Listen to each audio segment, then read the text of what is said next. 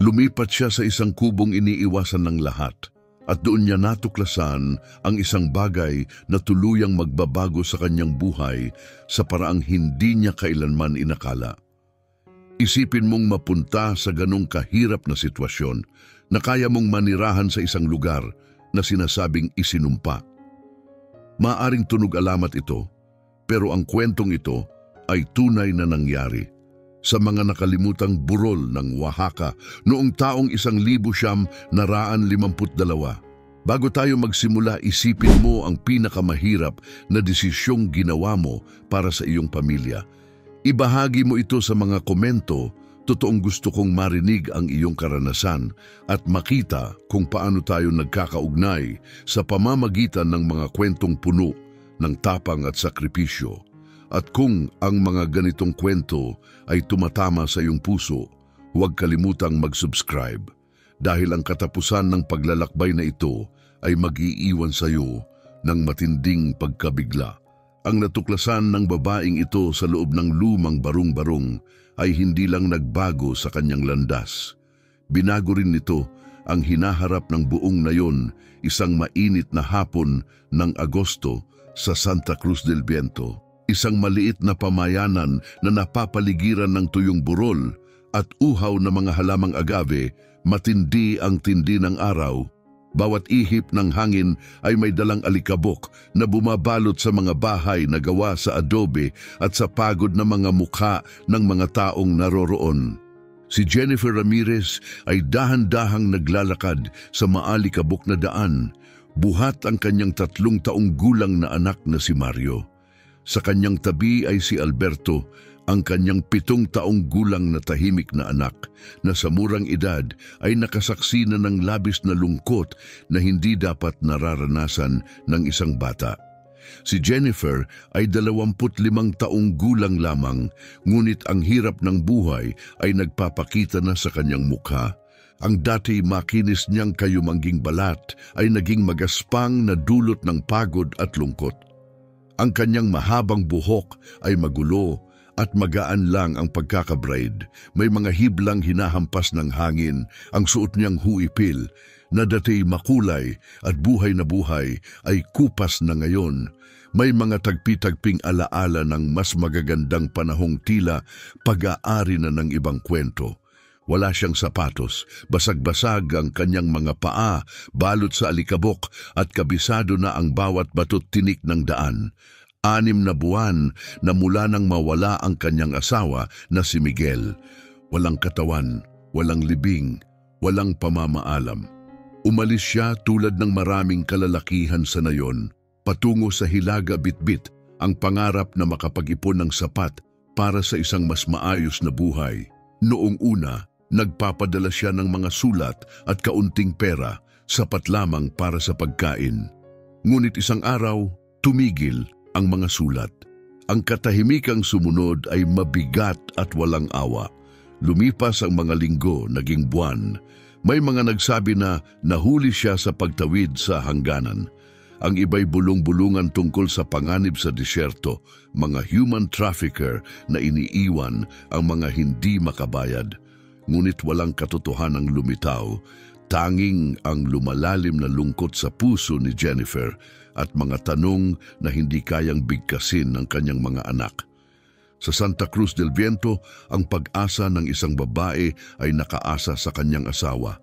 Nang mawala si Miguel, nawalan ng lahat si Jennifer. Wala siyang sariling lupa at ubos na ang kaunting ipon. Ang kanyang kamag-anak ay wala ring maitutulong. Patay na rin ang kanyang mga magulang dahil sa isang outbreak ng typhoid noong mga nakaraang taon. Nag-iisang anak si Miguel ng kanyang mga magulang at pumanaw na rin ang kanyang ina. Si Jennifer ay walang natitirang kasama sa buhay. Lubos siyang nag-iisa sa mundong walang awa sa mga balo at ulila. 3 linggo matapos mapagtanto na hindi na babalik si Miguel, ipinatawag siya ni Don Alvaro, ang hepe ng nayon, isang matabang lalaki na may mga matang puno ng kasakiman at nagmamay-ari ng halos lahat ng lupa at tindahan sa lugar.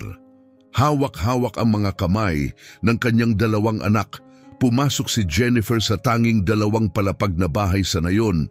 Ang bahay ni Don Alvaro mabigat ang kanyang puso. Nakaupo ang lalaki sa malaking upuang gawa sa balat. Umiinom ng mezcal at hindi man lang siya tiningnan.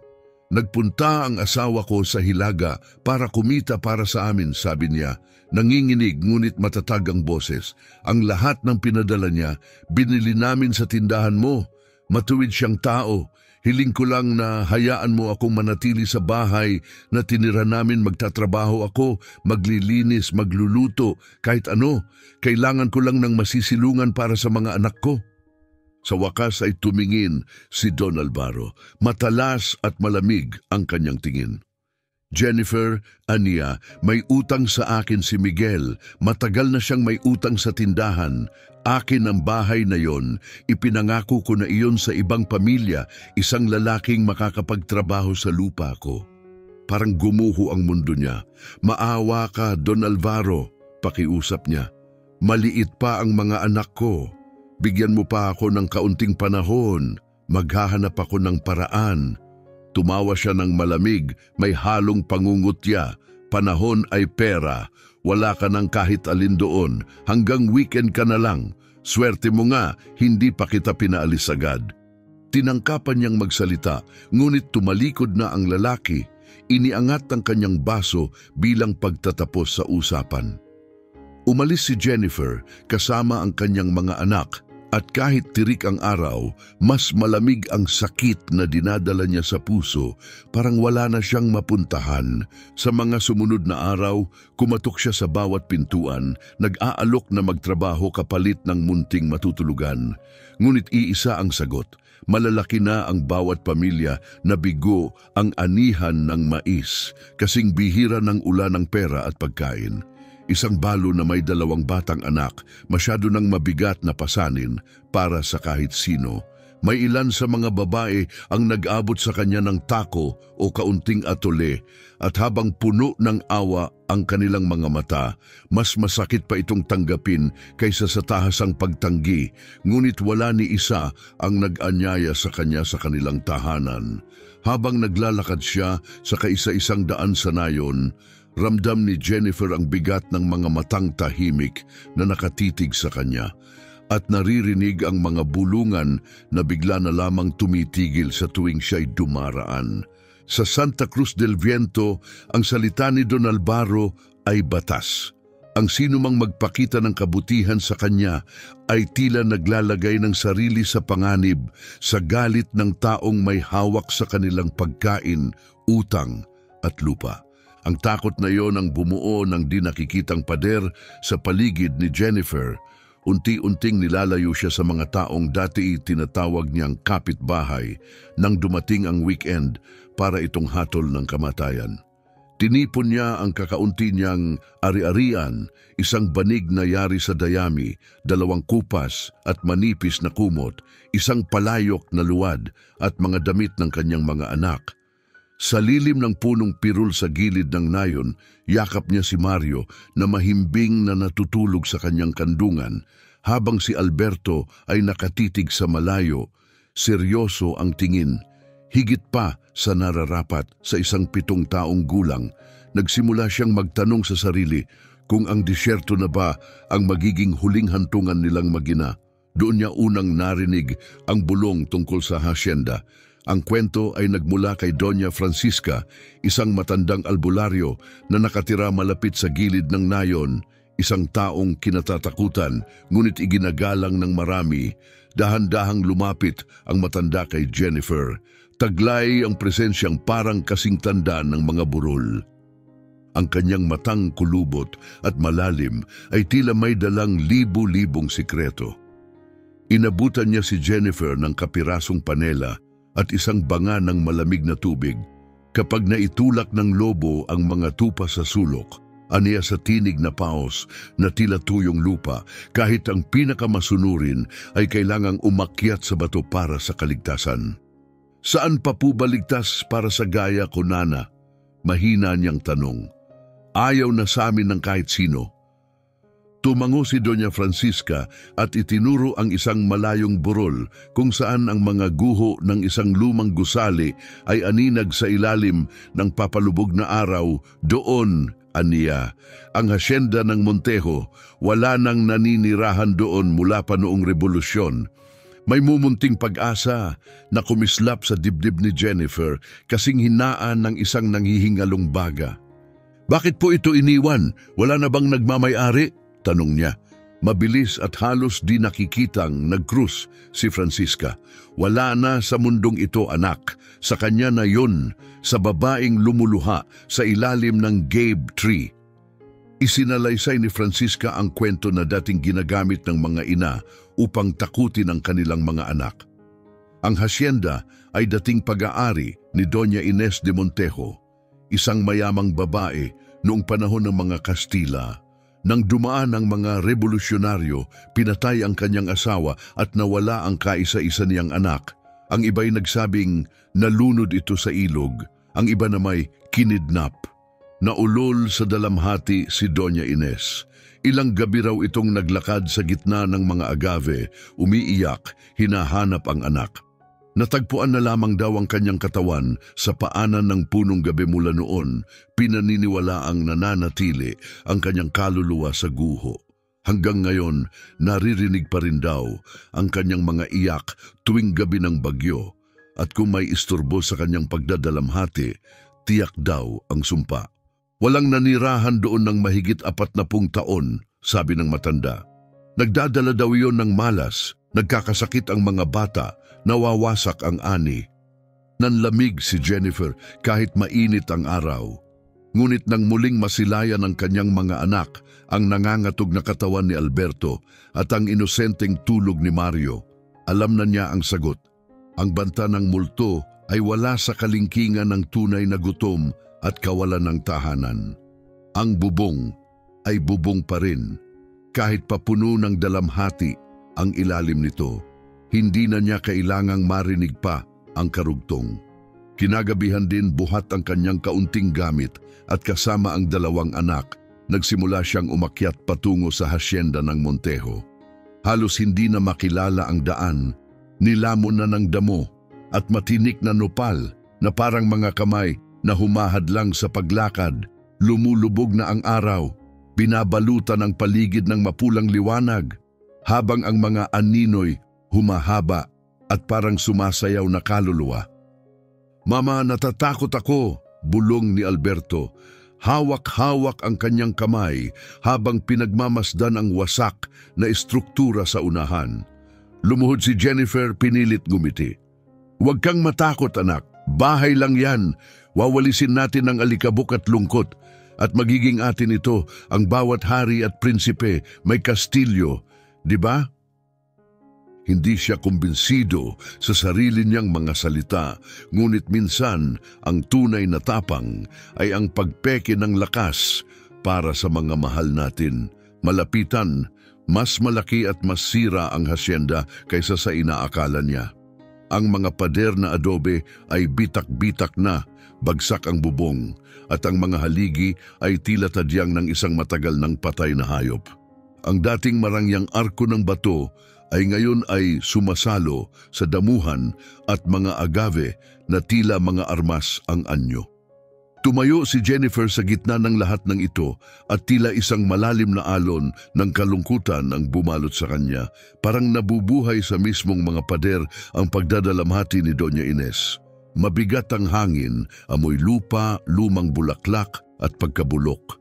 Parang lumusot na sa bawat ladrilyo at sirang tile ang pighati. Itinulak niya ang isang pinto na kasabit na lang sa kalawangin nitong bisagra. Umungol ito ng matagal at malungkot, parang buntong hininga ng isang kaluluwang matagal nang iniwan. Sa loob, madilim at amoy amag. Ang sahig ay bitak-bitak at puno ng alikabok, tuyong dahon at mga gumuho mula sa kisame. Ang mga sapot ng gagamba ay nakabitin sa mga sulok na tila kurtinang matagal nang hindi hinawi, walang kasangkapan, tanging mga sirang kahoy at pira-pirasong palayok ang nasa sahig. Maingat na gumalaw si Jennifer sa bawat silid, sinusuri ang bawat espasyo na may bahagyang pag-asa. Naghahanap ng kahit kaunting ligtas na lugar. Karamihan sa mga kwarto'y bukas na sa langit. Gumuho na ang mga bubong, ngunit sa isang sulok ng lumang pakpak ng hasyenda, marahil ay dating kusina o tirahan ng mga katulong. Natagpuan niya ang isang silid na may bubong pa rin, bagamat may bitak at tumutulo, ay buo pa rin sa kabuuan.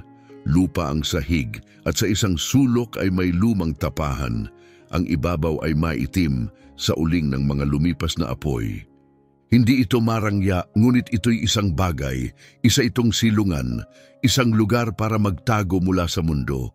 Dahan-dahang inilapag ni Jennifer si Mario sa isang sarape at nagsimulang maglinis. Nagtrabaho siya hanggang sa tuluyang lamunin ng dilim ang liwanag.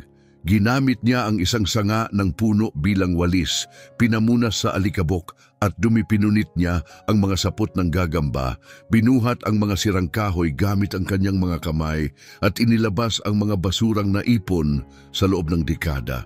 Tinulungan siya ni Helio sa abot ng makakaya, winalis ang tuyong dahon at alikabok. Nawawala na ang kanyang takot, napalitan na ng matibay na hangaring tumulong sa ina. Nang sa wakas ay mapagliyab nila ang maliit na apoy sa tapahan. Ang pagkislap ng liwanag ay nagbigay ng bahagyang init sa malamig na silid. Sa gabing iyon, hindi nakatulog si Jennifer. Nakahiga sa sahig, yakap ang mga anak, pinakinggan niya ang bawat tunog sa paligid.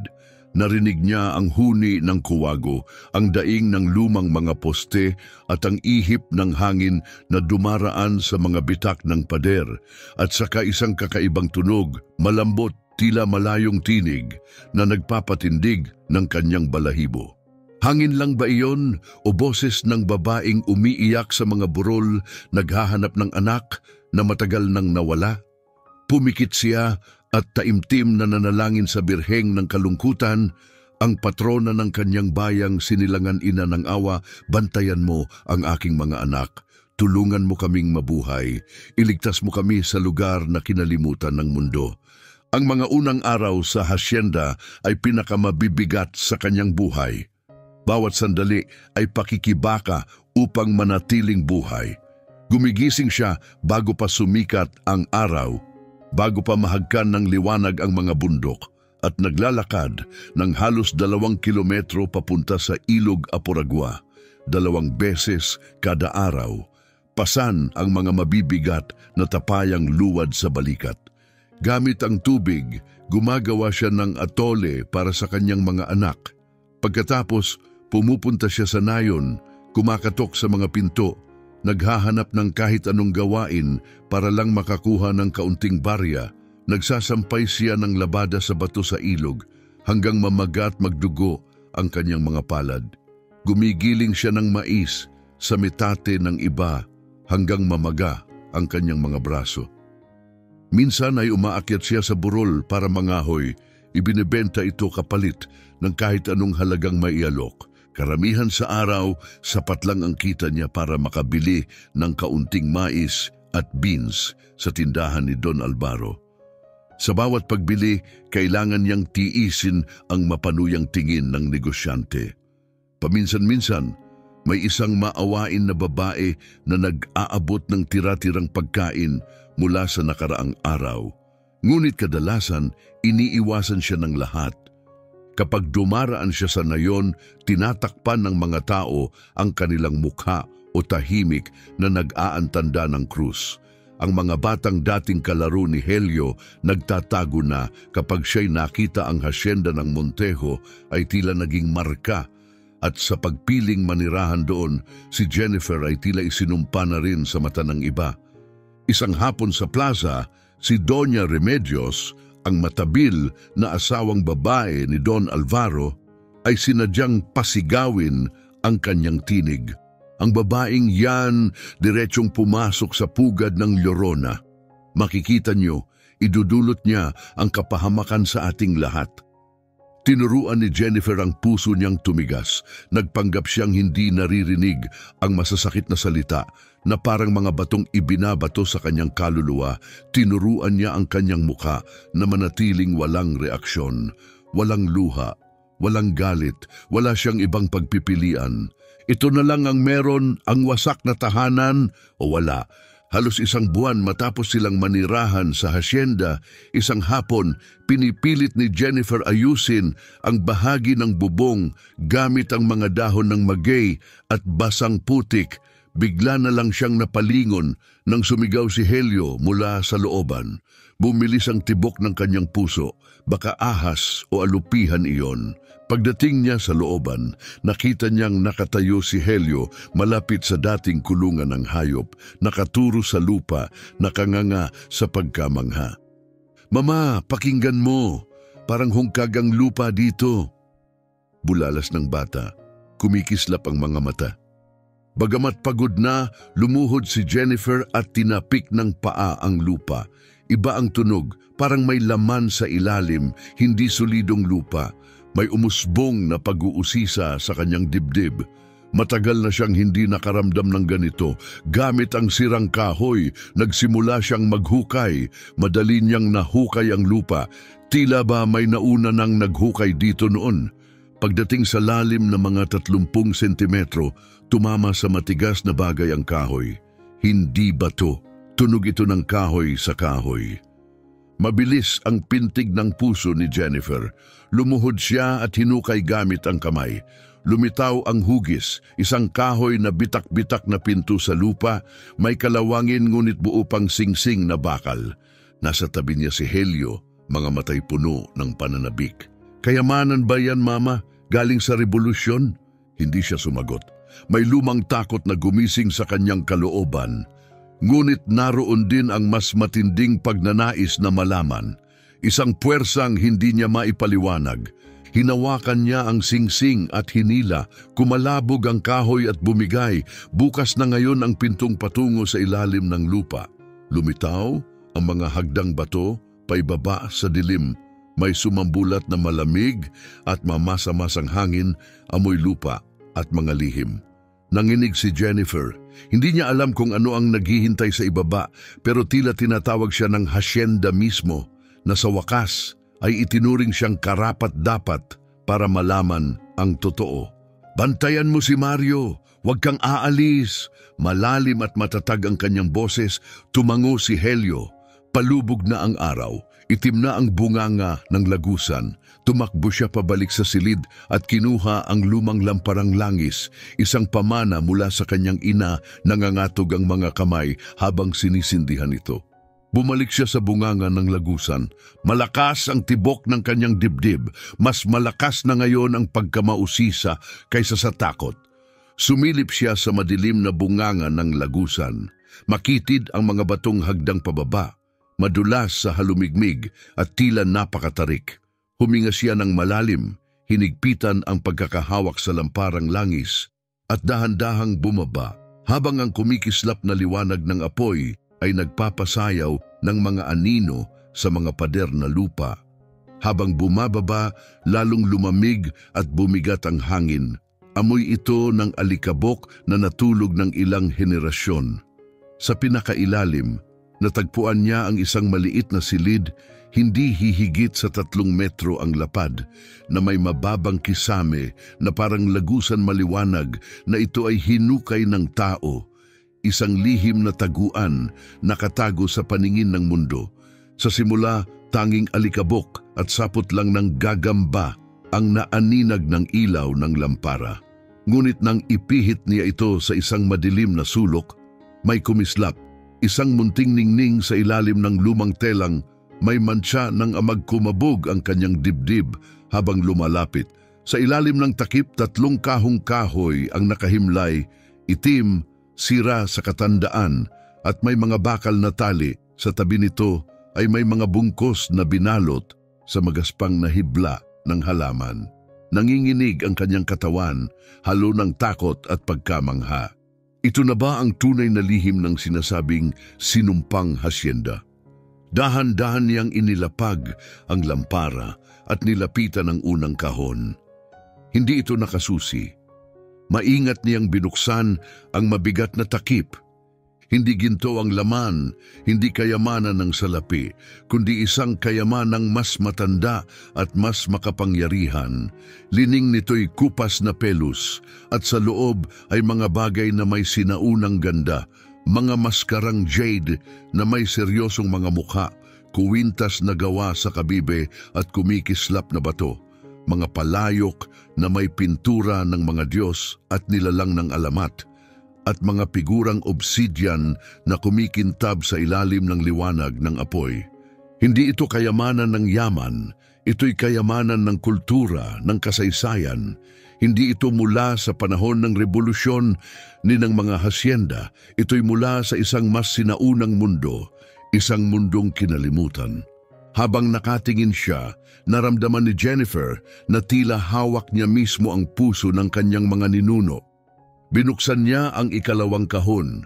Naroon ang iba pang mga relikya, mga suklay na ukit sa buto, mga panandang seramika at maingat na nakatiklop, mga sinaunang manuskrito sa balat ng usa at balat amate, puno ng mga guhit at simbolong sagrado. Hindi man niya ito mabasa, nakilala niya ang mga ito bilang mga codices, ang mga aklat ng kanyang mga ninuno, tulad ng minsang isinalarawan ng kanyang guro noon sa paaralan. Sa ikatlong kahon, nakapatong sa sirang palayok, may isa pang natatanging bagay, isang diary na may pabalat na balat. Ang mga pahinay nanilaw na at puno ng masinop na sulat kamay. Binuksan niya ito ng may paggalang. Sa unang pahina nakasulat, Tala-arawan ni Don Alejandro de Montejo, ethnographer at makasalanan, taon ng Panginoon 1913. Ang asawa ni Doña Ines. Nanginginig ang mga kamay ni Jennifer nang pulutin niya ang isang maliit na figurang luwad ng lalaking may korona ng balahibo. Malamig at makinis ito sa kanyang palad at tila may pulso ng nakatagong enerhiya. Hindi niya matantiya ang halaga nito, ngunit hindi na iyon mahalaga.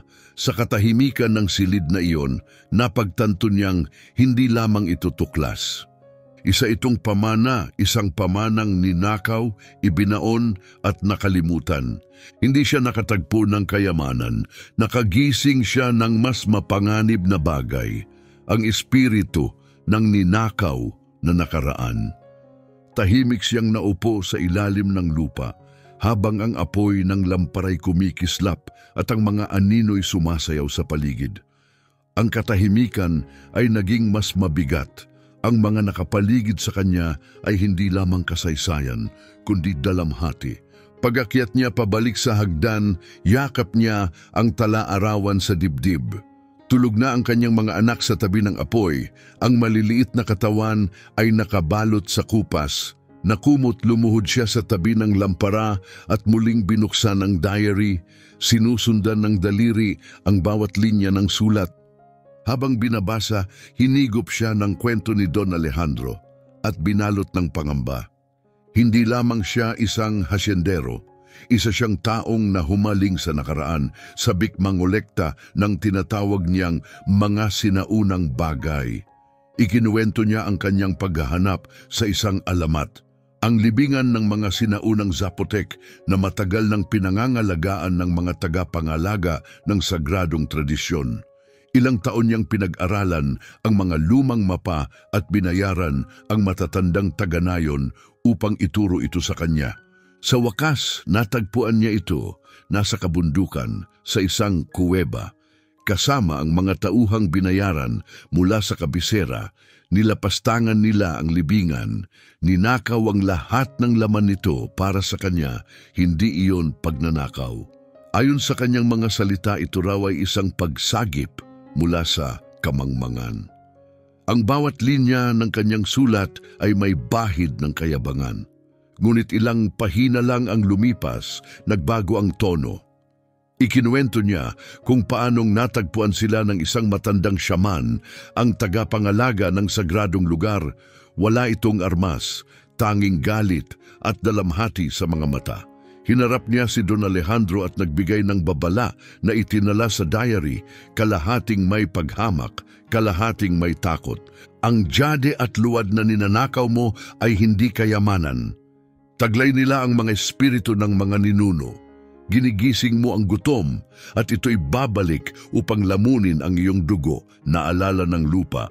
Ang mga patay ay dadaing hanggang ang iyong tahanan ay umalingaw-ngaw sa kanilang sakit.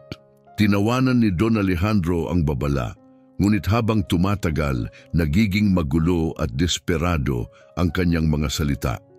Isinulat niya ang tungkol sa pagtataksil ng kanyang mga tauhan, ang mga alitan sa kung anong gagawin sa mga kayamanan. Nakakita raw siya ng mga anino sa gabi at laging may nakamasid sa kanya. Pinaghinalaan niyang si Soriano, ang kanyang pinagkakatiwalaang tauhan, ay nagbabalak na agawin ang lahat. Ang kasabikan sa pag-aari ay naging paranoia. Ang huling tala may petsang Nobyembre 1914 ay isang pahinang puno ng gasgas at mansa, baka alak, baka dugo. Dumarating ang mga rebelde mula sa Hilaga at Timog. Si Villa at si Zapata ay papalapit, ngunit si Soriano ang tunay na panganib. Gagamitin niya ang giyera upang agawin ang akin. Hindi nakikita ni Ines. Hindi lamang ito mga palamuti. Kapangyarihan ito. Akin ito. Inilibing ko ang lahat sa silong. Walang makakakita. Mas mabuti pang gumuho ang bahay kaysa maagaw nila. Ang sumpa ng matandang iyon, kalokohan. Ang tanging sumpa ay ang kasakiman ng tao. Maring isinara ni Jennifer ang diary, nanginginig ang mga kamay, mabilis ang tibok ng puso. Ang kwento ng Llorona de la Gave, ang babaeng umiiyak, ang nawawalang bata, ay hindi na basta alamat. Hindi pala multo ng ina ang bumabagabag sa hasyenda, kundi ang sumpa ng kasakiman ng lalaki. Ang kabayaran ng paglapastangan sa banal na nakaraan. Ngayon niya nauunawaan, hindi kaligtasan ang natagpuan niya, kundi isang sugat na muling binuksan matapos ang isang siglo. Walang pag-aalinlangan, itinulak ni Jennifer ang mga kahon pabalik sa dilim. Muling tinakpan ng tela at umakyat. Tinabunan niya ng lupa at bato ang lagusan. Sinubukang ibaon muli ang lihim. Hindi na niya muling hinawakan ang mga relikya. Ano man iyon sagrado at sinumpa, muling bumalik siya sa kanyang pang-araw-araw, pag-igib ng tubig, paghahanap ng trabaho, pagngiti sa mga anak. Ngunit may nagbago. Sa bawat pagliyab ng apoy, naramdaman niyang may mga matang jade na nakatingin mula sa ilalim ng lupa. Kapag naglalaro sina Helio at Mario sa looban, para bang naririnig niyang tumatakbo sila sa ibabaw ng libingang walang marka. Ang diary ay nanatiling nakatago sa ilalim ng kanyang lumang bag. Isang bigat na hindi niya maitapon. Isang paalala na ang natuklasan niya ay hindi lamang kasaysayan kundi parusa. At ang babala ng matandang syaman patuloy na umuukit sa kanyang isip gaya ng tibok ng tambol. Lumipas ang mga araw na puno ng takot. Bawat katok sa pinto ay nagpapakabog ng kanyang dibdib. Bawat di pamilyar na mukha sa nayon ay nagdadala ng pangamba. Babalik kaya ang mga inapo ni Soriano? May iba kayang makakatuklas ng kanyang ibinaon? At makalipas ang isang linggo mula nang matagpuan niya ang libingan, nagsimula nang umubo si Mario. Sa una, banayad lamang. Ngunit lumala ng lumala. Humina ang kanyang paghinga, ang malamig na gabi sa lumang bahay ay tila sumisinghot ng buhay. At ang halumigmig mula sa mga bitak na pader ay unti-unting sumisingaw sa lahat ng bagay, pati sa kanilang kaluluwa. Di nagtagal, ang bahagyang ubo ni Mario ay naging matinding lagnat na sumusunog sa kanyang munting katawan. Mainit ang kanyang balat na parang baga, basag ang labi sa pagkatuyo, at bawat hinga ay hirap na hirap. Isang kaluskos na parang lumalaban sa hangin ginawa ni Jennifer ang lahat ng kaya niya. Nagtimpla siya ng tsaa mula sa mga bulaklak ng gordolobo at bougainvillea, naglagay ng basang bimpo sa noo ng anak at binigkas ang bawat dasal na itinuro sa kanya ng kanyang lola. Ngunit wala ring bisa, parang sumpa ang lagnat.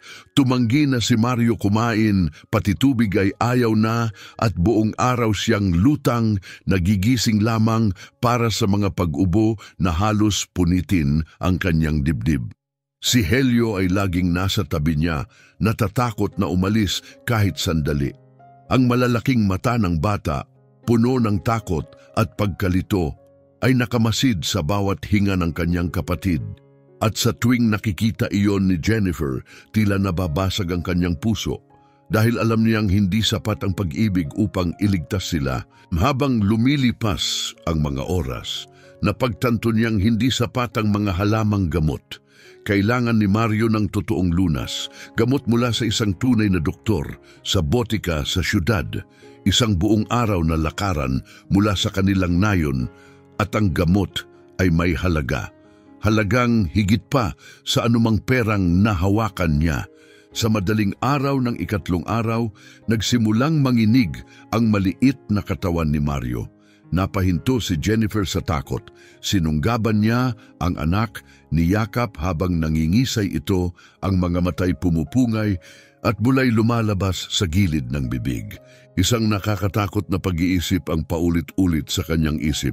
Mamamatay ang anak ko at wala akong magawa, hindi dahil hindi ko siya mahal, kundi dahil mahirap ako.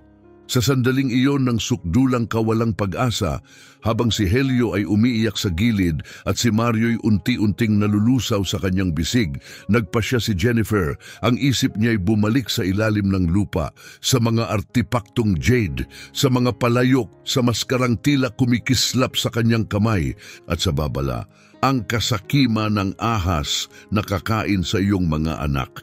Ngunit tanong niya sa sarili, kasakiman ba ang subukang iligtas ang buhay o kaduwagan ang hayaang mamatay sa takot? Pinunit ng tanong na iyon ang kanyang loob, ngunit nang titigan niya ang mukha ni Mario, ang sagot ay malinaw, matindi at walang pagdadalawang isip. Kayong mga sumpa, kayong mga multo, wala kayong saysay kumpara sa isang inang nawawalan ng anak. Wala nang mas nakakatakot kaysa sa makita ang sariling anak na unti-unting namamatay sa sariling bisig. Wala ring mas banal kaysa sa pagnanais na protektahan siya. May bagong alab sa puso, maingat niyang inihiga si Mario, hinalikan sa noo si Helio at mahinahong nagbilin, "Bantayan mo ang kapatid mo, anak!" Pagkatapos ay tumakbo siya patungo sa looban, sa lugar kung saan nakabaon ang pinakamadilim na lihim ng lupa. Lumuhod siya at hinukay ang lupa gamit ang sariling mga kamay, galit na galit, desperado, hanggang magdugo ang kanyang mga daliri. Binuksan niya ang pintuan sa ilalim at bumaba sa silong, ni hindi naisip dalhin ang lampara. Sa dilim, hinaplos niya ang una niyang nadampian, isang malamig, makinis na bato, jade. Hinawakan niya ang unang bagay na nahawakan, isang maliit na maskara, mabigat, malamig at misteryoso. Hindi na siya tumingin pa. Muli siyang umakyat, isinara ang lagusan at binalot ng mahigpit ang maskara sa tela, itinago sa kailaliman ng kanyang bag. Pagkatapos, binuhat niya si Mario at tumakbo patungo sa tanging taong mapagkakatiwalaan niya. Tahimik na binuksan ni Doña Francisca ang pinto. Isang tingin lang sa bata at naunawaan agad ng matanda ang kabigatan ng kalagayan. "Maawa ka na," pagsusumamo ni Jennifer, halos punit ang boses. "Bantayan mo siya, isang gabi lang, babalik ako na may gamot. Ipinapangako ko sa kaluluwa ng nanay ko." Walang sinabi ang matanda, ngunit lumambot ang kanyang mukha. Maingat niyang kinuha si Mario sa bisig ni Jennifer. Ang kanyang tingin ay puno ng kalungkutang may pag-unawa. Wala na siyang tinanong, alam na niya. Iniwan din ni Jennifer si Helio roon, niyakap ng mahigpit at lumakad patungo sa kalsadang papunta sa Oaxaca, ang pinakamalapit na lungsod at tanging sinag ng pag-asa.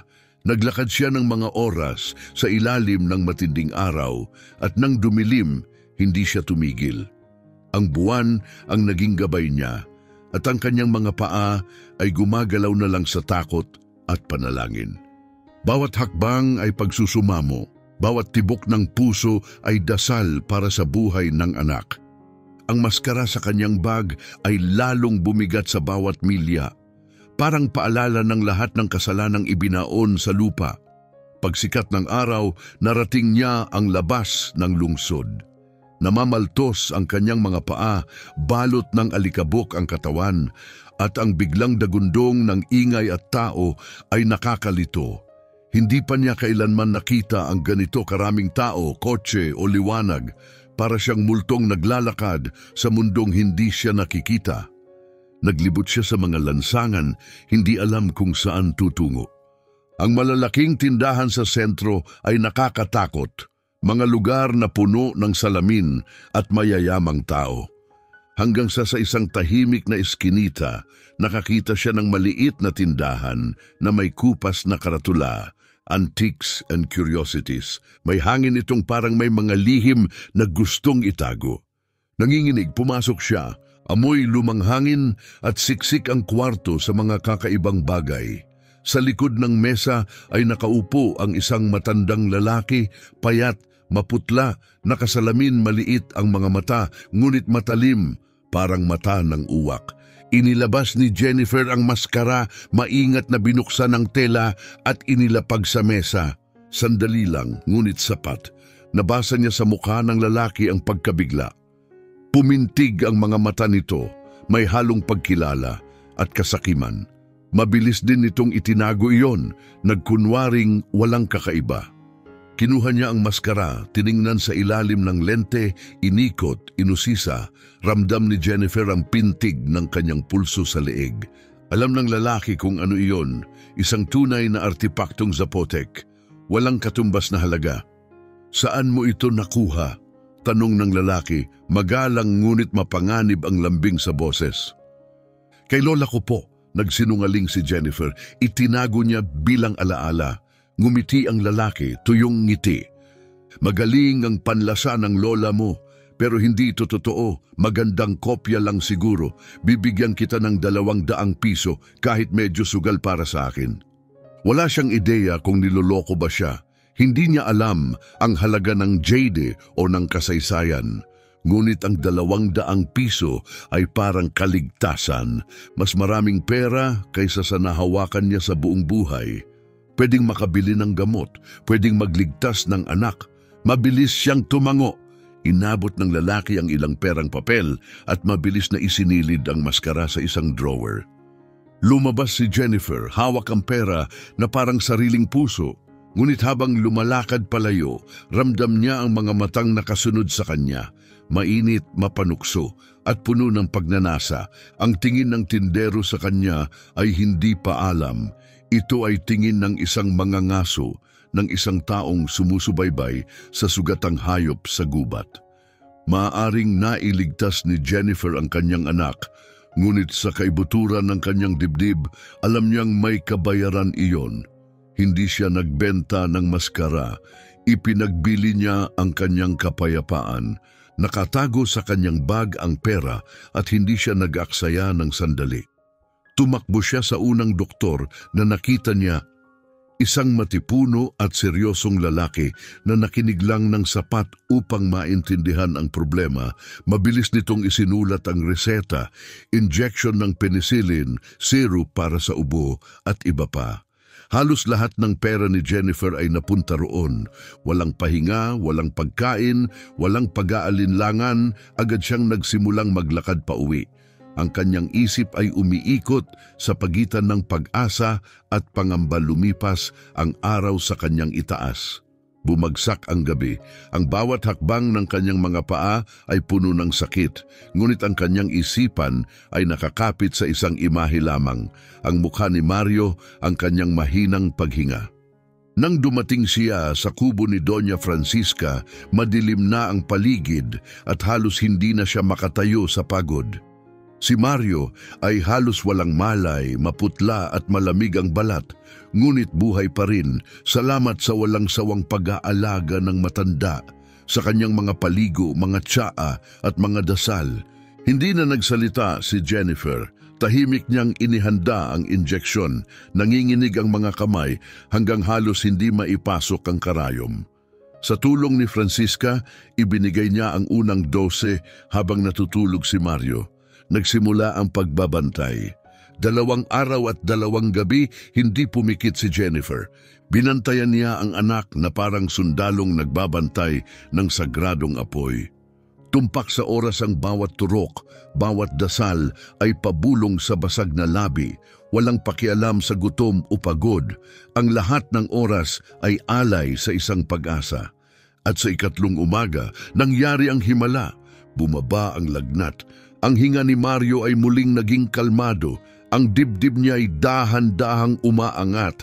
Ang mukha'y nakaharap sa liwanag. Dahan-dahang bumukas ang kanyang mga mata. Pagod, ngunit buhay. "Mama!" Mahinang bulong ng bata. Bumagsak si Jennifer sa tuhod, hindi dahil sa pagod, kundi sa sobrang pasasalamat. Niyakap niya ang anak, humagulhol at hinayaan ng mga luha na hugasan ng lahat ng takot na kanyang pinigil ng matagal. Nabuhay ang kanyang anak. Pagkalipas ng 1 linggo, si Mario ay muli nang tumatakbo sa looban, payat ngunit masigla, para bang hindi siya kailanman nagkasakit. Napuno ng pasasalamat ang puso ni Jennifer, utang niya ang lahat kay Doña Francisca. At ang lumang bahay na dati tila sinumpa ay tila naging tahanan ng isang himala. Ngunit sa mga nayon tulad ng Santa Cruz del Viento, mabilis kumalat ang mga balita, parang mga butong tinatangay ng hangin. Nagsimula ang mga bulungan, hindi lang tungkol sa biglaang paggaling ng bata, kundi tungkol sa pera na ginamit para rito. Walang naniwala sa kanyang kwento tungkol sa alaala ng lola. Ang awa sa mga mata ng mga tao ay napalitan ng ibang tingin, kuryosidad, inggit at pagdududa. Nakarating ang usap-usapan kay Don Alvaro. Ang kanyang mga tenga, laging sabik sa tsismis at oportunidad, ay agad na nakinig. Nagsimulang maglaro sa kanyang isipan ang tanong, totoo kaya ang alamat ng nakatagong kayamanan sa hasyenda? Ang ideya ay parang binhi, sumibol, lumago at naging lason. At di nagtagal, naramdaman ni Jennifer ang pagbabago. Ang mga tingin ng mga tao ay naging malamig, mas mabigat.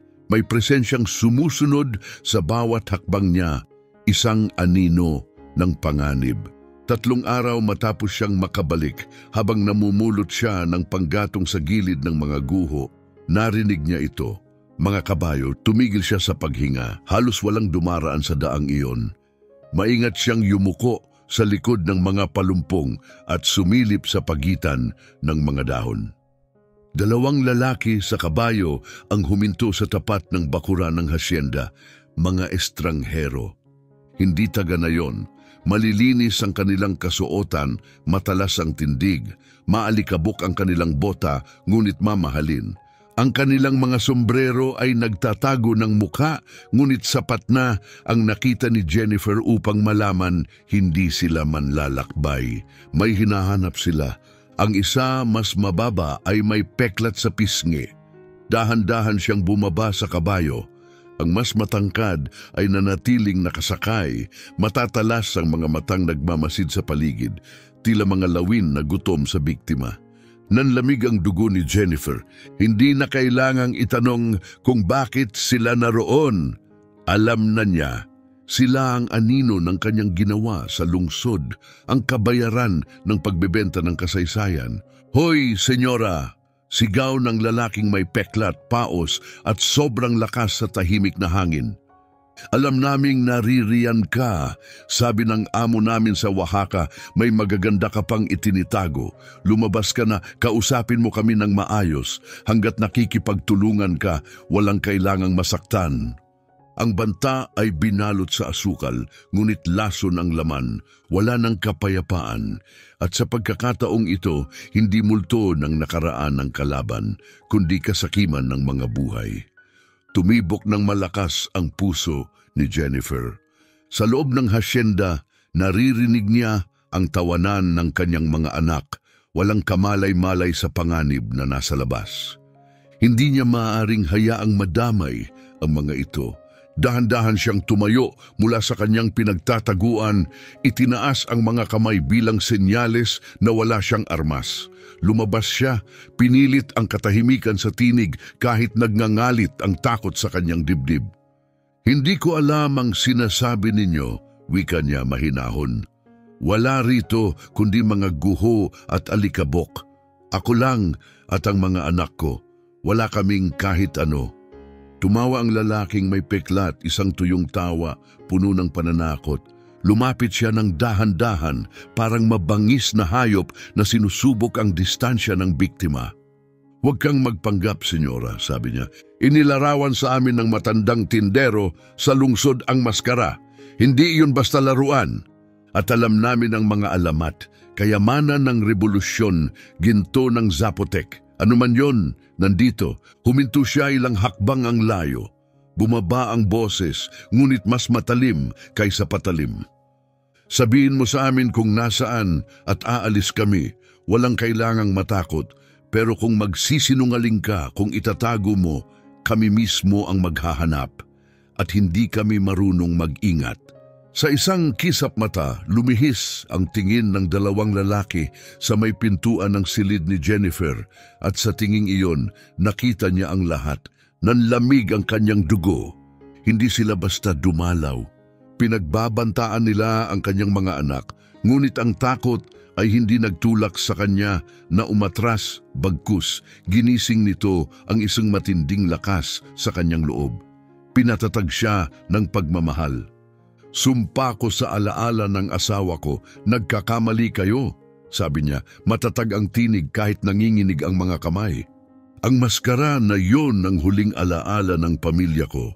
Ibinenta ko iyon para mailigtas ang anak ko. Wala na akong iba." Ngumiti ang lalaking may peklat, isang ngiting mapanukso na hindi man lang umabot sa kanyang malamig at walang buhay na mga mata. "Napakagandang kwento, Anya. Sayang lang, hindi kami bumibili ng kwento ng engkanto." Lumapit siya, inahon ng kamay para hulihin ang braso ni Jennifer.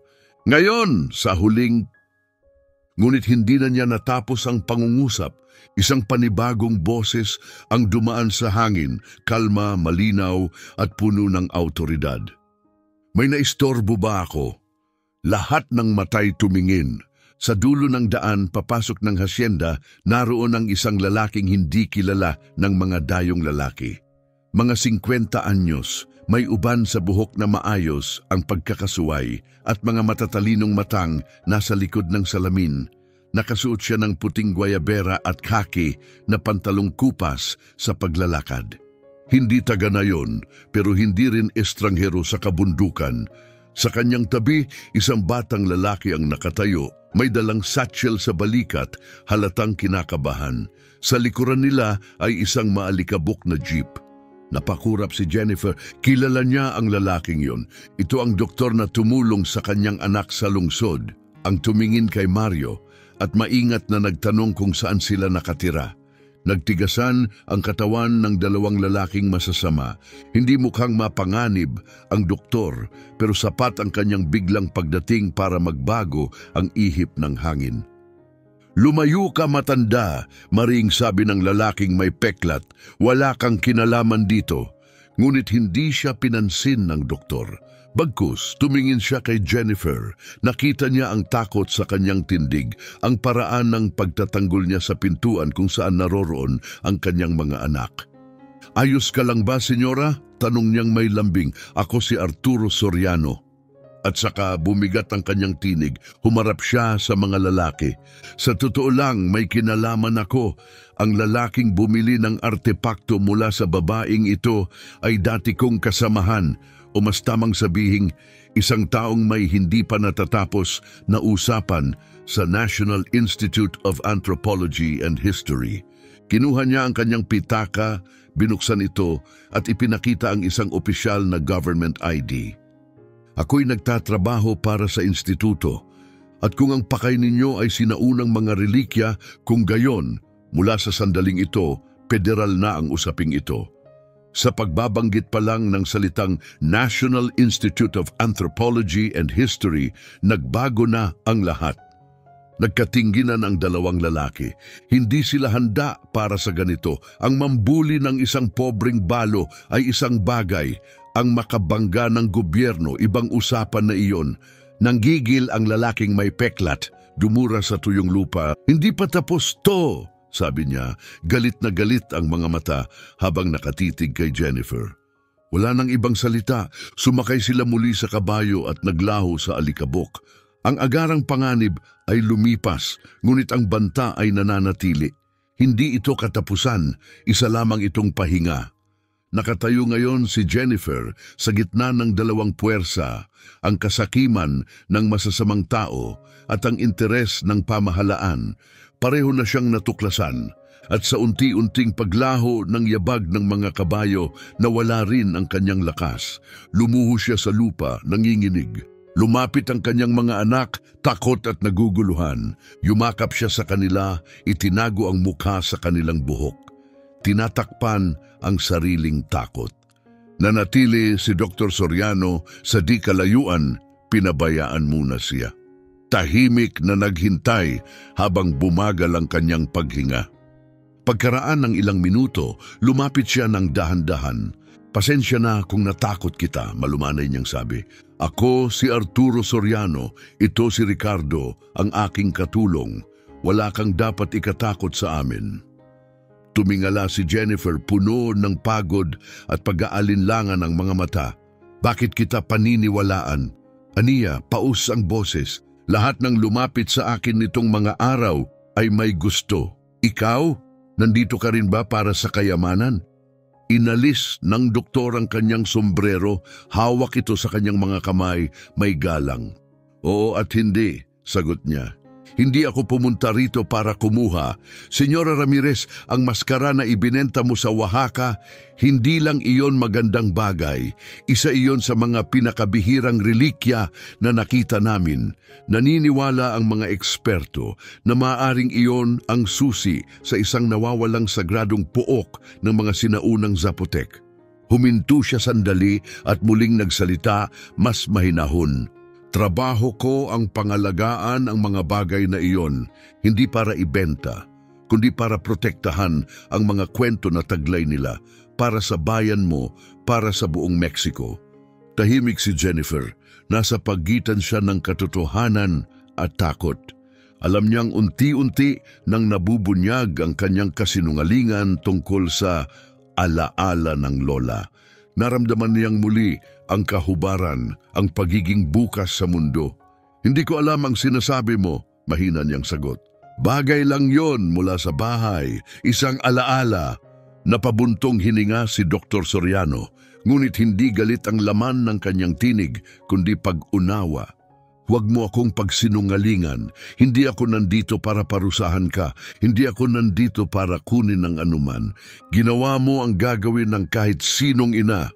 Ang lahat para mailigtas ang anak. At respeto ko yon, senyora, tunay na respeto. Pero kailangan mong maunawaan, mapanganib ang sitwasyon mo. Lumapit siya, bahagyang ibinaba ang boses. Ang lalaking pinagbilhan mo, ang pangalan niya ay Cienfuegos. Hindi lang siya kolektor. Isa siya sa mga pinakamalupit na smuggler ng mga sagradong bagay sa buong bansa. Ang mga lalaking nakita mo kanina, bulong ni Dr. Soriano, hindi basta-bastang goons lang. Trabaho sila ni Cienfuegos at ang mga kagaya niya hindi tumitigil. Babalik sila at sa susunod mas marami na ang dala nila. Pagkatapos ng ilang segundong katahimikan, mabigat at puno ng babala, nagdagdag pa siya. Sa mga oras na ito, sigurado akong nakarating na ang tsismis kay Don Alvaro. At kapag naamoy ng lalaking yon ang kita, hindi siya nagpapaliban. Hindi lang masasamang tao ang pupunta sa bahay mo, pati ang pinuno ng nayon, pati mga lobo ng lungsod, lahat sila kakatok sa pintuan mo. At ikaw kayo ng mga anak mo maipit sa gitna ng kaguluhan. Bawat salitang binitawan niya ay parang kulog. Ngunit si Jennifer ay hindi na kailangang sabihan, nararamdaman na niya ito. Ang tahanang minsang naging kanlungan ay ngayon ay naging bitag. Ang lihim na nagligtas sa kanyang anak ay ang parehong banta sa lahat ng natitira sa kanyang buhay. Nakita ni Soriano ang unos sa mga mata ni Jennifer. Takot, pangamba at kawalan ng pag-asa. Kaya't inikaw niya ang kanyang kamay, hindi isang utos, kundi isang alok. Isang lubid sa isang nilulunod. Makatutulong ako, malumanay niyang sabi, pero kailangan ko ng tiwala mo. Lumapit siya. Hindi ko nais ang mga artepakto. Hindi ito akin. Ito'y pag-aari ng mga tao, ng Mexico, ng mga ninuno mo. Ang gusto ko lang ay protektahan sila at protektahan ka rin. Tumigil siya, seryoso ang tono. Kung tutulungan mo kaming makuha at pangalagaan ang mga relikyang ito, ipinapangako ko. Pangalagaan ka at ng mga anak mo ng National Institute of Anthropology and History. Mailalayo namin kayo sa lugar na ligtas. O kung nais mong manatili, matutulungan ka naming baguhin ang lugar na ito. Ipinakita niya ang paligid, ang mga sirang pader, ang gumuho ng adobe. Ang hasyenda na ito, maaari itong maging isang bagay na makabuluhan. Isang maliit na museo, isang sentrong pangkultura, isang tahanan para sa alaala ng iyong mga ninuno. Ikaw, dagdag niya, nakatingin sa mga mata ni Jennifer, ang magiging tagapag-alaga. Mayroon kang maayos na kita. Makakapag-aral ang iyong mga anak. Walang sino man ang muling mangangahas na manakot sa iyo. Hindi si Cienfuegos, hindi si Alvaro, hindi sino man. Hindi ka na magiging balong kinalimutan sa guhong bahay. Ikaw ang magiging tagapagtanggol ng kasaysayan. Hindi nakapagsalita si Jennifer.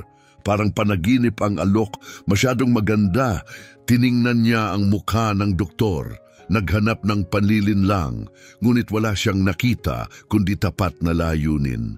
Pagkatapos ay tiningnan niya ang kanyang mga anak, si Helio, nakatingin sa kanya ng may pag-asa. At muli tumingin siya sa lupa, ang parehong lupa na minsang nagbigay ng kaligtasan, ngunit ngayon ay may dalang panganib. Alam niyang kailangan na niyang pumili, hindi lang para sa sarili, kundi para sa magiging kinabukasan ng lihim na ito. Hindi na ito tungkol lamang sa pag-survive. Ito na ay tungkol sa kahulugan. Inisip niya ang alternatibo, ang pagbebenta ng mga relikya isa-isa, palaging tumatakbo, nagtatago, nabubuhay bilang biktima. Oo, maaaring may pera, pero kapayapaan, kailanman ay wala. Naalala niya si Don Alejandro, ang kanyang diary, ang kanyang pagkahumaling, ang kanyang pagkabaliw, ang kanyang mapait na wakas. Ang landas na iyon ay tiyak na tungo sa pagkawasak. Muling tumingin siya kay Dr. Soriano. Hindi niya inaalok ang yaman, kundi isang bagay na mas dakila, kaligtasan, kahulugan, dangal. At sa isiping ang hasyenda ay maaaring maging lugar ng karangalan, hindi ng takot. May gumalaw sa kaibuturan ng kanyang puso. Marahil ito na ang tunay na paraan para maalis ang sumpa. Hindi sa pagbaon sa nakaraan, kundi sa pag-alala rito. Tumingin siya sa anak niya, nakita ang tiwala at sa wakas, nagpasya, hindi dahil sa takot, kundi dahil sa pag-asa. Tumindig siya, tinapik ang alikabok sa kanyang palda at tumingin sa mata ng doktor. Sige, matatag niyang sabi, nagtiwala na ako, halika. Ipakikita ko sa inyo, walang pag-aatubili, dinala niya sila sa loob. Sa tulong ni Ricardo, sinimulan nilang alisin ang mga bato at lupa na tumatakip sa lagusan. Sinindihan niya ang kanyang lamparang langis at bumaba, hindi na bilang tagalabag, kundi bilang tagapangalaga. Iba na ang kanyang mga hakbang ngayon, matatag, may dangal. Sumunod si Soriano at Ricardo sa silong at sa pagliwanag ng kanilang ilaw, nasilayan nila ang mga kahon, mga bungkos at mga relikyang natutulog sa yakap ng lupa, kapwa sila napasinghap. Lumuhod si Dr. Soriano, puno ng paggalang na parang pumasok sa isang dambana. Si Ricardo ay napamaang, halos pabulong. Diyos ko! Dahan-dahang hinugot ni Soriano ang isang sisidlang luwad, kulay pula at okra at halos hindi makahinga. Wala pa akong nakitang gawang tulad nito. Ang detalye, ang kulay at ang mga codices, akala naming lahat ay nawala na sila. Tumingin siya kay Jennifer, nangingilid ang luha sa pagkamangha. Senyora Ramirez, hindi ito kayamanan, ito ay milagro. Isang nakalimutang bahagi ng kaluluwa ng Mexico. Habang sinusuri nila ang bawat piraso, nakita ni Jennifer sa kanilang mga mukha ang lubos na paggalang. At sa sandaling iyon, alam niyang tama ang kanyang desisyon. Wala siyang panghihinayang sa perang hindi nakuha. Bagkus, isang tahimik, malalim na pagmamalaki. Ngunit hindi nagtagal ang katahimikan. Tumindig agad si Soriano at nakita ni Jennifer ang pagkabahala sa kanyang mukha. Wala tayong oras, babalik ang mga lalaki. At hindi magtatagal si Don Alvaro. Hindi na tayo pwedeng maghintay hanggang umaga. Kailangang mailabas natin ang lahat ngayong gabi. Namutla si Ricardo. Tayong tatlo lang, masyado iyon, makikita tayo. Hindi natin maaasahan ang lokal na pulisya, sagot ni Soriano. Hindi natin alam kung sino ang kakampi ni Alvaro. Kailangan natin itong gawin. Tayo lang.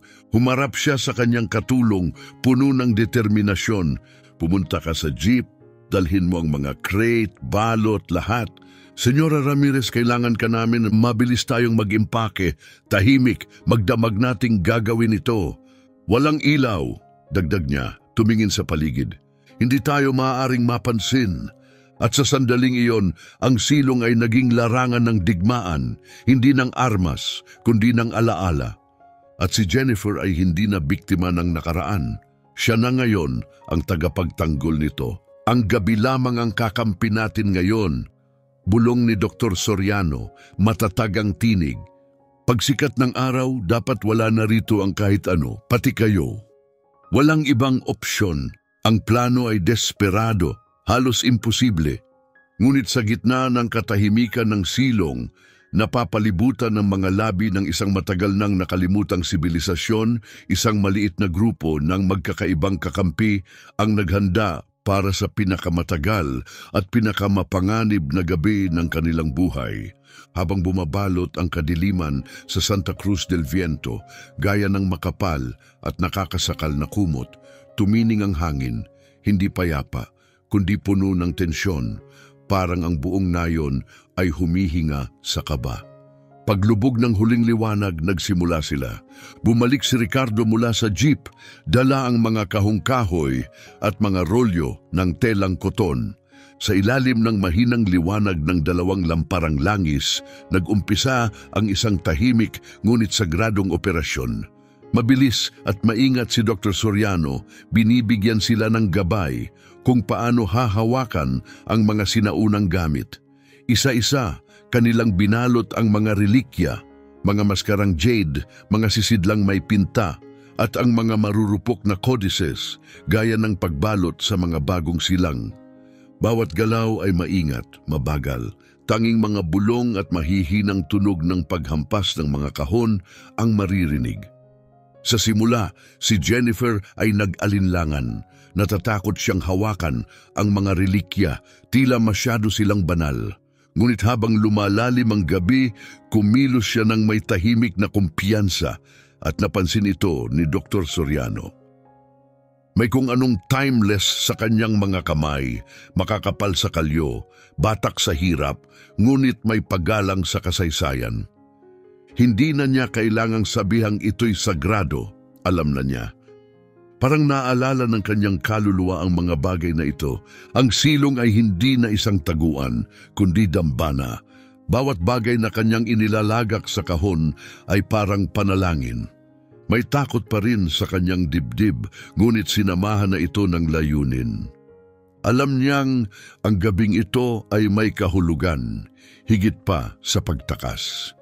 Pagkaraan ng hating gabi, ang katahimikan ay biglang naputol. Isang aso ang tumahol sa malayo, at pagkatapos mga yabag ng kabayo. Walang alinlangan, pinatay nila ang mga lampara. Nilamon ng kadiliman ng silong, kumpleto parang pagkalunod. Nanigas si Jennifer, pinakiramdaman ang paligid. Sa dilim, narinig niya ang paghinga ng kanyang mga anak. Itinago niya ang mga ito sa isang sulok, pinakamasligtas na kanyang makakaya. Tumigil ang yabag. Sa may paanan ng burol, naghintay sila. Ang bawat minuto ay parang oras. At dahan-dahan ang yabag ay lumayo.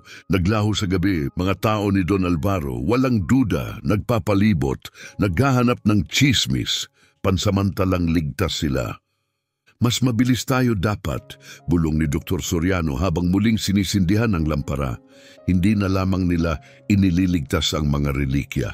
Tumatakbo na sila mula sa mga taong sisira sa lahat. Habang patuloy ang pag-iimpake ng mga lalaki, isinama ni Jennifer ang mga anak niya. Maingat niyang ginising si Helio, lumuhod sa tabi nito at bumulong.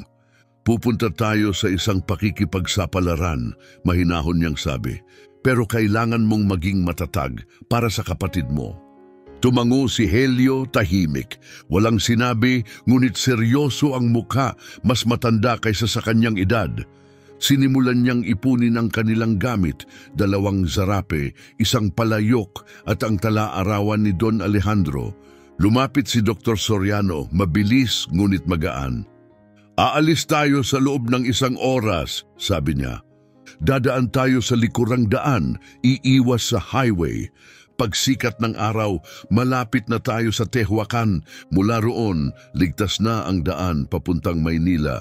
May inihanda akong ligtas na apartment. Walang makakahanap sa inyo. Tumango si Jennifer. Pagod ang mukha ngunit malinaw ang tingin.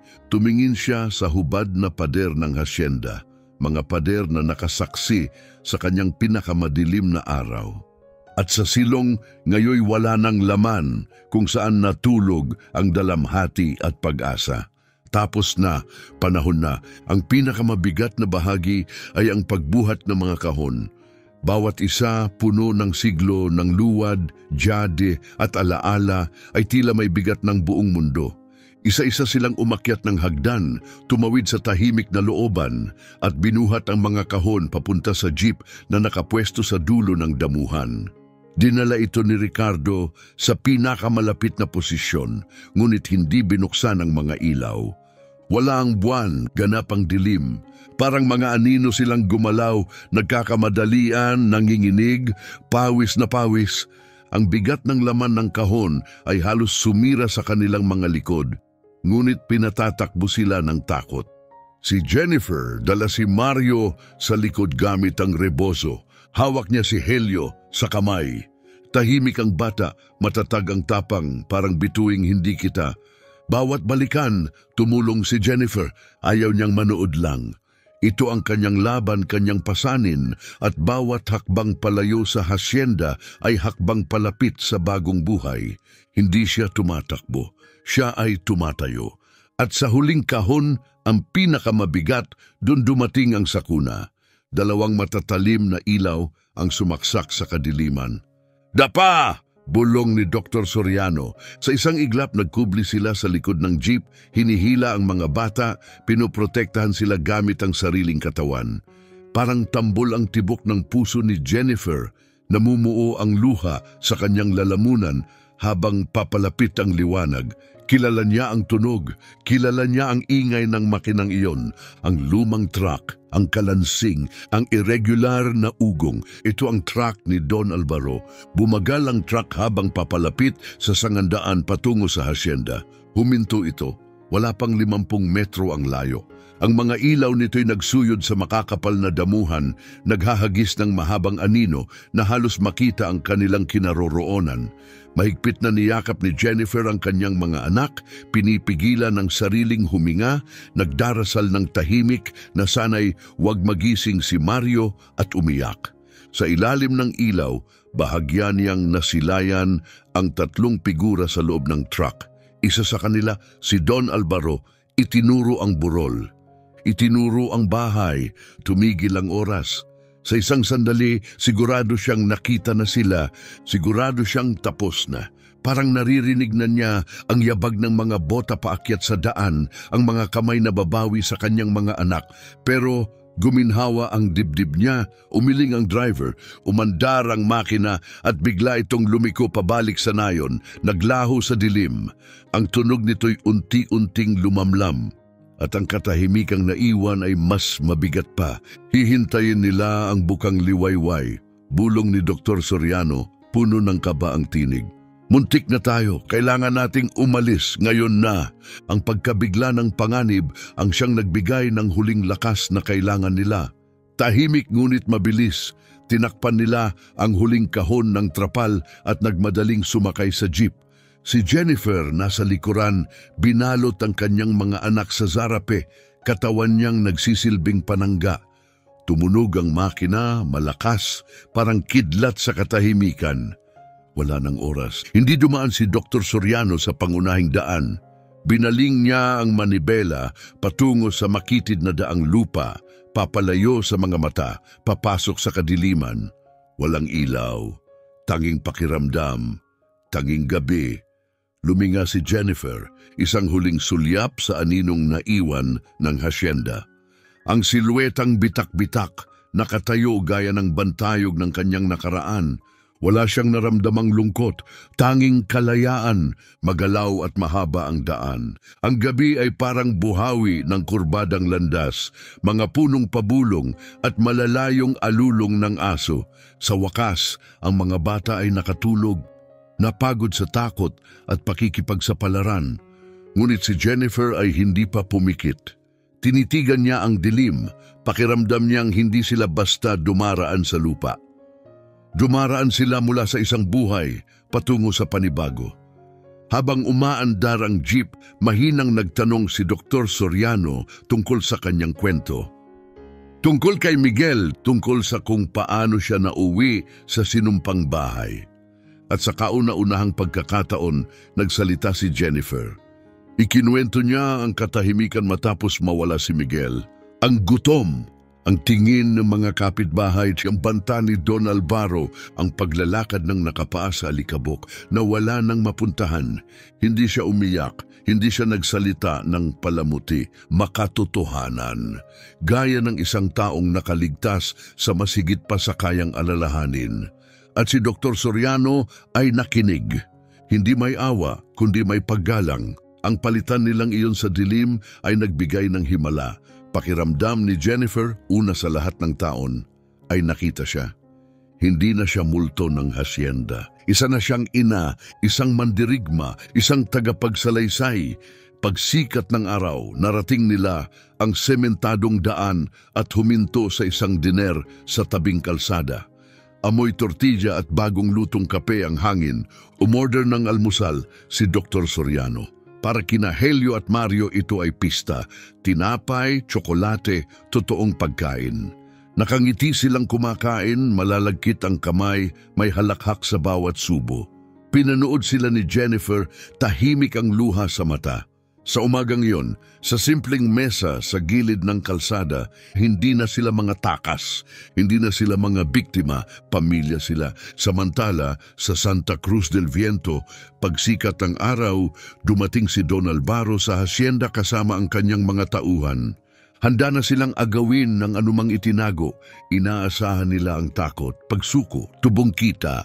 Sa halip walang laman ang kanilang natagpuan, walang tao, walang apoy. Ang babaeng balak nilang takutin ay naglaho kasama ang kayamanan. Sa galit sinira nila ang bahay hanggang sa matagpuan nila ang hukay sa looban. Bumaba sila sa silong gamit ang flashlight, umaasang makakita ng ginto, ng kahon, ng yaman. Ngunit ang sumalubong sa kanila ay katahimikan at mga anino. Nag-echo ang mura ni Don Alvaro sa guho. Nautakan siya ng pinakamahina at pinakatahimik na babae sa bayan. Mabilis kumalat ang bulungan. May nagsabing kinuha siya ng mga tao mula sa kabisera. May nagsabing si Doña Ines na raw mismo ang kumolekta ng utang, na ang balo at kanyang mga anak ay nilamon na ng espiritu ng bahay. At lumago ang alamat. Idinagdag sa kwento ng pinagmumultuhang burol ang bagong yugto. Ang babaeng si Jennifer ay hindi na basta tao. Siya ay naging alamat, isang multo ng tapang at katahimikan. Ngunit sa malayo, sa mga daan ng modernong mundo, patuloy sa pagtakbo ang jeep. Ang tuyong lupa ng Oaxaca ay napalitan ng luntiang lambak at malalayong syudad. At sa unang pagkakataon, sa pakiramdam ni Jennifer, nakaramdam siya ng pag-asa. Pagdating nila sa Maynila kinagabihan, nabigla siya sa liwanag, sa mga gusali, sa ingay, sa sukat ng lungsod. Parang ibang mundo, nakadilat ng malaki sina Helio at Mario, nakadikit ang mukha sa bintana. Hindi nila akalaing may ganitong lugar. Itinigil ni Dr. Soriano ang jeep sa harap ng isang simpleng gusaling apartment na paliligiran ng mga puno. Inihatid niya sila sa itaas at binuksan ang pinto sa isang maliit ngunit maayos na tahanan. Sa inyo ito, Anya, iniabot ang susi. Walang sino man ang nakakaalam na narito kayo. Ligtas na kayo, may 2 kwarto, kusina at maliit na sala. Para kay Jennifer, parang palasyo. May malinis na tubig, gas stove. Mga totoong kama, may kumot at unan. Nagtilian at naglaro ang mga bata sa kama. Ang saya nila'y umaalingaw-ngaw sa dingding. Tahimik si Jennifer, nakatayo sa may pintuan, pinapanood sila. Ito ang pinaglaban niya, hindi ang Jade, hindi ang kayamanan. Ito, kinagabihan bumalik si Dr. Soriano, may dalang pagkain, may dalang mga salitang magaan sa dibdib. Ipinahayag niyang ligtas na naihatid ang mga relikya sa National Museum. Tinawag itong makasaysayang tuklas ng mga historiador at arkeologo, isang kwentong muling binuhay. May nagawa kang pambihira, Senyora Ramirez, sabi niya.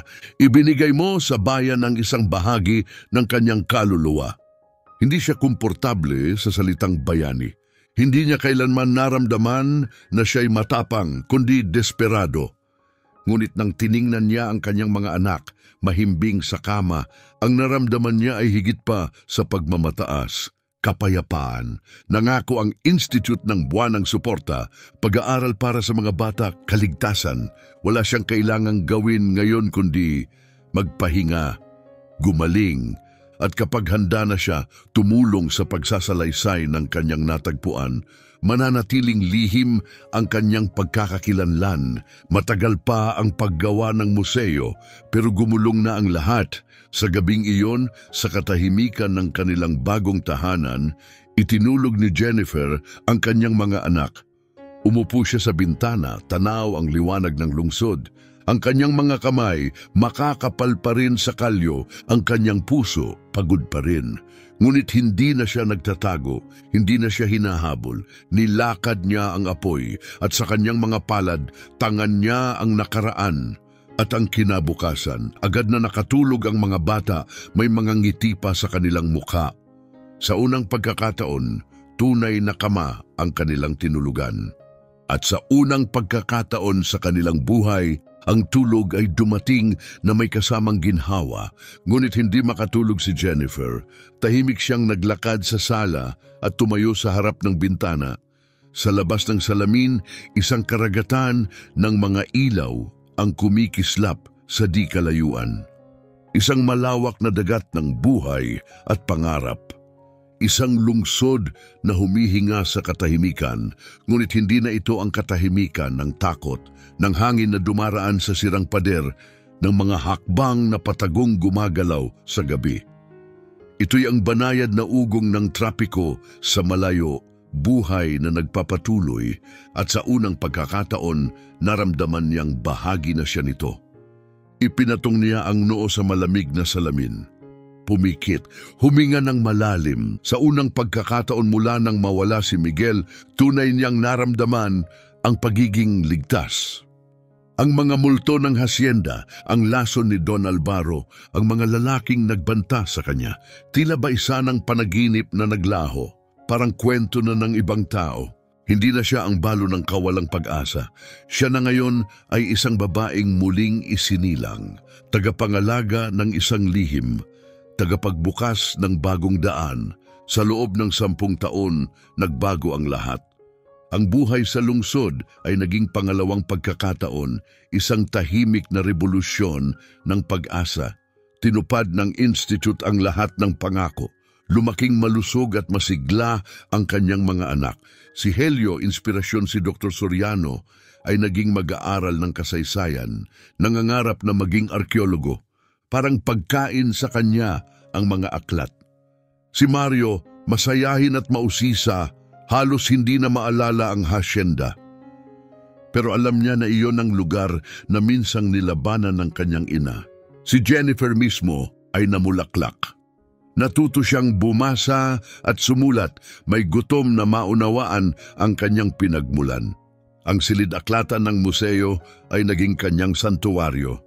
Binasang paulit-ulit ang tungkol sa mga Zapotec, sa mga codices na kanyang iniligtas, sa mga ninunong minsang natulog sa ilalim ng kanyang mga paa, at habang siya'y natuto, may nagising sa kanya.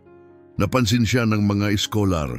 Ang kanyang paninindigan, tahimik na karunungan at malalim na paggalang. Hindi lang siya ang babaeng nakahanap ng relikya. Siya ay naging tagapagsalita ng alaala. Isang kinikilalang boses sa laban para sa kasaysayan. Ang dating babae, balot ng alikabok, ay ngayoy matikas, matalino at marangal. Sa Santa Cruz del Viento, ang kanyang pagkawala ay naging alamat. Si Don Alvaro, na dating may hawak sa nayon, unti-unting nawalan ng kapangyarihan. Sa tulong ng lihim na investigasyon ng Institute, nabunyag ang kanyang katiwalian, ang mga iligal niyang lupa, ang kanyang mga kasalanan. Ang hindi winasak ng batas, winasak ng panahon. Si Cienfuegos, ang smuggler ng mga antigong bagay, ay sa wakas na aresto sa isang raid. Dahil sa investigasyong nagsimula sa pagtuklas ni Jennifer, dumating ang hustisya. Mabagal, pero dumating. Halos isang dekada matapos ang kanyang pagtakas, bumalik si Dr. Soriano na may balita. Tapos na ang proyekto. Naibalik sa pamahalaan ng hasyenda. May pondo na ito mula sa mga institusyong pangkultura at kailangan siya nito. Sa araw ng pagbubukas ng Cultural Center, bumalik si Jennifer sa lugar na minsang kanyang tinakasan. Hindi na bilang takas, kundi bilang unang direktor ng Santa Cruz Community Cultural Center. Hindi naguho ang hasyenda. Kumikinang na muli ang adobe sa ilalim ng araw. Naibalik na ang bubong, ang looban ay naging hardin ng kulay at buhay. Kung saan may pagkabulok, ngayoy may alaala at kagandahan. Sa loob, ang mga codices ay nakadisplay sa salamin. Mga replika ng mga maskara ay naroon. Ang mga orihinal ay ligtas sa National Museum. May isang panel sa exhibit na nagsasalaysay ng lahat. Ang lihim na libingan, ang pagkahumaling ni Don Alejandro at ang babaeng nagliligtas sa lahat. Hindi binanggit ang kanyang pangalan. Opisyal, siya'y nanatiling hindi pinangalanan pero alam ng lahat. At sa kanilang mga mata wala ng awa kundi paghanga. Sa gitna ng karamihan, nakita niya si Doña Francisca. Matanda na, mahina, ngunit matalim pa rin ang mata. Ngumiti siya kay Jennifer, isang ngiting may kahulugan, isang basbas, isang pamamaalam. Nagawa ni Jennifer ang hindi kayang gawin ng karamihan. Hindi siya bumalik upang tumakas sa nakaraan, kundi upang tubusin ito. Gabi na, nang lumisan ng mga tao at muling bumalot ang katahimikan sa burol, naglakad si Jennifer mag-isa sa loob ng museo. Ang sinag ng buwan ay dumaloy sa mga bintana, pinapakinang ang mga display sa malamlam na liwanag. Huminto siya sa isang espesyal na eskaparate, isang replika ng maliit na maskarang jade. Ang unang bagay na nahawakan niya, ang maskara na ibinenta niya upang mailigtas si Mario, ang maskara na nagpasimula ng lahat. Tumitig siya rito. Naalala niya ang mahabang daan mula sa takot patungo sa tagumpay, mula sa pagiging hunted tungo sa pagiging iginagalang. Isang salitang sumagi sa kanyang isipan, kayamanan. Para kay Don Alejandro, ito ay pagmamay-ari at siya'y winasak nito. Para kay Cienfuegos, produkto ito, ibebenta. Para kay Don Alvaro, ito ay kapangyarihan. At silang lahat ay nagbayad ng presyo. Tinamaan sila ng sumpa, ngunit para sa kanya, iba ito. Isang pagsubok, isang bulong ng tadhana sa dilim ng isang lihim na silong. At tumugon siya, hindi ng kasakiman, kundi ng pagmamahal. Tahimik na pumasok si Dr. Soriano. Tumayo sa tabi niya. Sinundan ng kanyang tingin sa maskara. Mahabang paglalakbay, hindi ba? Mahinahon niyang sabi. Ngumiti si Jennifer, may ningning ang mata, may katahimikan sa puso. Oo, sagot niya matatag ang boses, pero maganda ang pagkakalakad natin. Tahimik na tumango si Jennifer, nakatitig pa rin sa maliit na maskarang jade sa likod ng salamin. Iniisip ko ang tungkol sa sumpa, mahina niyang wika, halos pabulong. Natakot si Don Alejandro sa sumpa ng matandang syaman, pero sa palagay ko, hindi niya ito lubos na naunawaan. Hindi sinumpa ang mga artifact. Ang luwad at jade ay hindi nagdadala ng kasamaan sa kanilang sarili. Tumigil siya saglit, parang tinitimbang ang bawat salita. Ang tunay na sumpa ay wala sa kayamanan. Nasa puso ito ng taong tumitingin dito. Ang mga piraso ng kasaysayan ay hindi ang kaaway, sila ay isang salamin. Humarap siya kay Dr. Soriano, matatag ang mga mata, malinaw ang tinig. Nang tumingin si Don Alejandro sa kayamanan, nakita niya ang sarili niyang kayabangan. At nilamon siya nito, si Cienfuegos ay nakita ang kanyang kasakiman at nauwi siya sa kulungan. Si Don Alvaro ay nakita ang kanyang uhaw sa kapangyarihan at naiwan siyang nag-iisa at hungkag, may bahagyang ngiti sa kanyang labi. Ako rin, nakita ko yon. Noong una, takot lang ang nakita ko, kawalan ng pag-asa. Pero kalaunan, nakita ko ang pagpipilian. Nakita ko ang pagkakataong pumili ng ibang landas. Muling tumingin siya sa maskara at sa salamin, nasulyapan niya ang sariling refleksyon. Ganyan nababasag ang sumpa, Doktor, hindi sa pagsira sa nakaraan, kundi sa kung paano natin ito tinatanggap. Pinili ko ang mga anak ko, pinili ko ang tiwala kaysa sa takot, pinili kong isauli ang hindi akin. At sa ginawa kong yon, ang sumpa ay naging isang biyaya. Tahimik si Dr. Soriano, halatang labis ang damdamin. Tama ka, Doña Jennifer, mahina niyang tugon. Hindi ka lang nagsalba ng kasaysayan, ipinaalala mo sa amin kung ano talaga ang tunay na kayamanan. Sabay silang tumingin sa bintana. Sa ibaba, nagniningning ang mga ilaw ng Santa Cruz del Viento tulad ng mga bituin sa dilim. Hindi na ito ang nakalimutang nayon na biktima ng mga bulong-bulungan at kahirapan. Ito'y may puso na ngayon, isang pagkakakilanlan na nakaugat sa sariling alaala. Ang dating nawala ay naibalik at sa pagbuhay ng kaluluwa ng bayang iyon, natagpuan din ni Jennifer ang sarili niyang kaluluwa, ang tinaguriang isinumpang kubo na minsang nilalayuan ng lahat ay naging isang parola. Isang lugar ng karangalan, isang kwento na ibinahagi. At ang kwento ni Jennifer, maaring tunog alamat, parang kwentong bayan mula sa matagal ng panahon. Pero hindi ito katang-isip, ito ay isang salamin. Dahil sa bawat bayan, bawat pamilya, bawat buhay, may mga guho, mga lugar na iniiwasan, mga aninong ayaw nating harapin, mga alaala na parang isinumpa. Lahat tayo may kanya-kanyang hasyenda, mga bahagi ng ating sarili na tila sirang-sira, hindi na mabubuo. Mga sugat na inakalang walang lunas, pero ito ang katotohanan. Hindi sa ginhawa nagsisimula ang pagbabagong totoo, kundi sa hirap. Hindi sa taglay nating lahat, kundi sa mga panahong wala tayong hawak. Sa katahimikan ng paghihirap, umaapaw ang liwanag ng pag-asa. Minsan, kailangan mo munang mawalan ng lahat upang matuklasan kung ano ang tunay na mahalaga. Nagsimula si Jennifer ng walang-wala. Walang tahanan, walang pamilya, walang kasagutan, tanging ang kanyang mga anak at pusong puno ng pagkadesperado.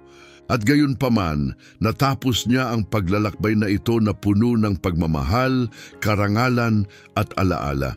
Hindi dahil nahanap niya ang kayamanan, kundi dahil ginamit niya ito upang gumawa ng kabutihan. Ngayon, itanong mo sa sarili mo, ilang kayamanan na kaya ang nakatago sa buhay mo, naghihintay lang na tuklasin? Hindi man sila gawa sa jade o luwad. Baka ito'y mga talento mong ibinaon, mga pangarap mong tinalikuran, lakas na hindi mo pa nakita sa sarili mo. Minsan, ang pinakamahalagang kayamanan ay yaong nakatago sa loob mo. At tanging ang tapang ang susi upang ito'y mahukay. Ang Hacienda Montejo ay tinakbuhan ng lahat. Inilagan, tinawag na isinumpa, pero doon mismo sa wasak na lugar, natagpuan ni Jennifer ang daan patungo sa kanyang kinabukasan. Ganon din sa atin, ang ating mga sugat, ang ating takot, ang ating kabiguan, maaaring may hawak na susi patungo sa bagong simula. Hindi tayo lumalago sa pag-iwas, tayo ay lumalago sa pagharap. Ang sumpa ng shaman ay hindi salamangka, ito ay katotohanan. Ang kasakiman ay ginagawang lason ng biyaya. Ngunit ang pag-ibig, ginagawang banal kahit ang pinakamaitim na pamana. Hindi binura ni Jennifer ang nakaraan, ipinagdiwang niya ito. Hindi niya tinakpan ang sakit ng mga artifact. Tinanggap niya ito at ginamit bilang gamot. Iyan ang tunay na lakas. Hindi tayo hinuhubog ng ating mana, kundi sa kung paano natin ito pinapasan. Kaya ito ang tanong ko sa iyo. Kung ikaw ay makakahanap ng ganitong kayamanan, ano ang gagawin mo? Itatago mo ba ito o ibabahagi?